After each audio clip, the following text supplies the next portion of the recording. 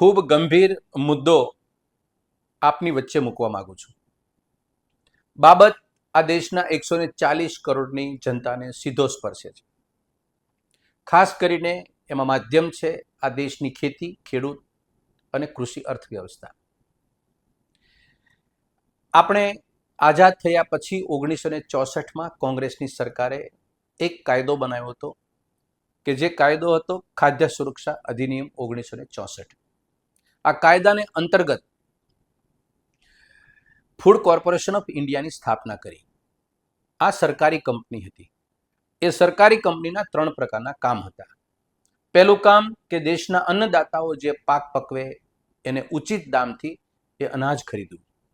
બીજું, એનો સંગ્રહ ઉચિત રીતે કરવો. અને ત્રીજું, જે જરૂરિયાત છે એવા લોકોને એ અનાજનું વિતરણ કરવું. આ 3 પ્રકારના કામ સાથે વર્ષોથી ફૂડ કોર્પોરેશન ઓફ ઇન્ડિયાએ આશીર્વાદ સમાન કામ કર્યા.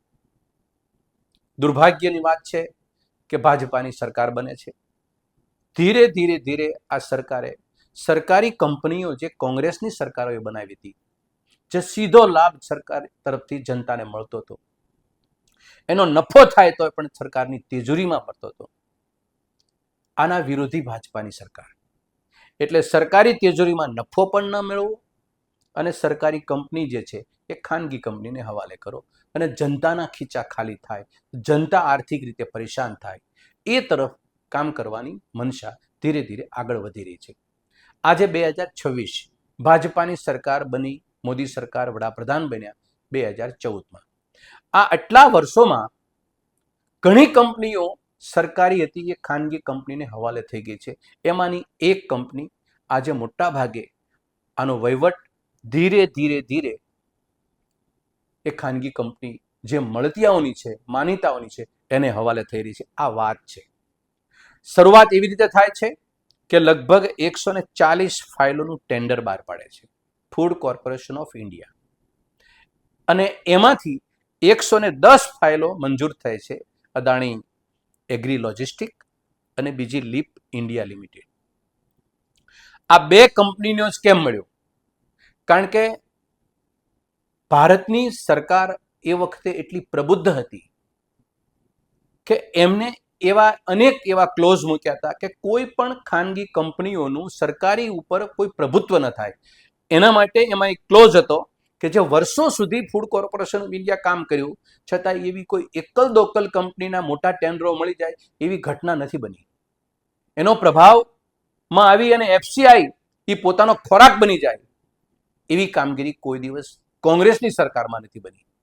અહીંયા એટલા માટે બની કે નીતિ આયોગ અને નાણાં મંત્રાલય એમાં એક ક્લોઝ હતો, એ ક્લોઝ એને હટાવી દીધો કે એન્ટી મોનોપોલી ક્લોઝ. આ એન્ટી મોનોપોલી ક્લોઝ હટ્યો એટલે 140 ફાઇલમાંથી 110 ટેન્ડર, એની કિંમત હતી 20,000 કરોડ રૂપિયાનું ટેન્ડર, એમાંથી 10,000 કરોડનું ટેન્ડર આ 2 કંપનીને મળ્યું. આની કામગીરી એ હતી કે એનો સંગ્રહ કરો અને વિતરણ વ્યવસ્થા કરવી, અને એ વિતરણ વ્યવસ્થાનો સમય અવધિ હતી 30 વર્ષ સુધી. આજે 2026થી લઈ 30 વર્ષ સુધી આ કામ કરવું.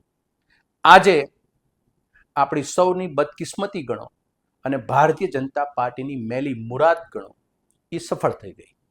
અને અદાણીને અને લિપિને આ બંનેને 10,000 કરોડનો કોન્ટ્રાક્ટ આવનારા 30 વર્ષ સુધી, જે અત્યારે જે સસ્તા અનાજની દુકાનમાં જે અનાજ વિતરણ થાય છે એ આ 2 કંપનીના હાથમાં આવી ગયું. ધીરે ધીરે આ ફૂડ કોર્પોરેશન ઇન્ડિયા એ સરકારી કંપનીઓનો ખોરાક બની શકે એમાં કોઈ મનમેક નથી. મૂળ વાત અહીંયા એ કહું કે 2014માં જ્યારથી મોદી સરકાર બની ત્યારથી એની મનસા ખૂબ મેલી હતી કે ખેડૂતો, ખેતી એ ખાનગી કંપનીને હવાલે થઈ જાય. આ એનો પ્રવેશ દ્વાર છે. 3 કાળા કૃષિ કાનૂન આપણને સૌને યાદ છે કે એને કેવી રીતે પાછા ખેંચવા પડ્યા. એ દિવસે એને એક રંજ હતો કે અમે નિષ્ફળ ગયા, કે સરકારી કંપનીઓને દબોચી અને ખાનગી કંપનીને હવાલે કરવામાં અમે નિષ્ફળ ગયા. એ રંજને આજે પણ હજી જીવતો છે. એ ફૂડ કોર્પોરેશન ઓફ ઇન્ડિયામાં આજે એ રંજનો એક પ્રકારનો પ્રવેશ એને આત્મસાધા જે શાંતિ થઈ છે. ફૂડ કોર્પોરેશન ઓફ ઇન્ડિયા એ આવનારા 30 વર્ષ સુધી જે કામ કરશે એ 2 કંપનીની મોનોપોલીમાં કરશે. તમે એક સામાન્ય રીતે સમજી શકો છો કે હવે આ અન્નનો કોળિયો મોંઘો કોને પડવાનો છે. સરકારી રાહે જે કામ થતું હતું, જે વિતરણ વ્યવસ્થા થતી હતી, જે ખરીદી થતી હતી, એ તમામ કોણ કરશે?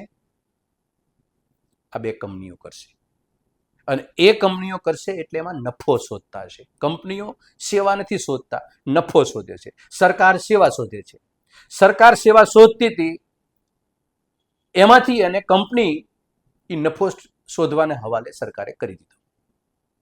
એટલે જે 3 કાળા કૃષિ કાનૂનમાં આ દેશમાં લાવવા પાછળનો જે હેતુ હતો એ આ હતો કે મોટા મોટા સાયલાઓ અને મોટા મોટા સંગ્રહાલયો, અનાજના ગોડાઉનો એ ખાનગી કંપની બનાવે, આખો દેશ એ મોનોપોલીમાં એ ફસડાઈ જાય અને એના આધીન આ દેશ અન્ન અને અન્નનો કોળિયો એ પોતાની થાળીમાં આવે.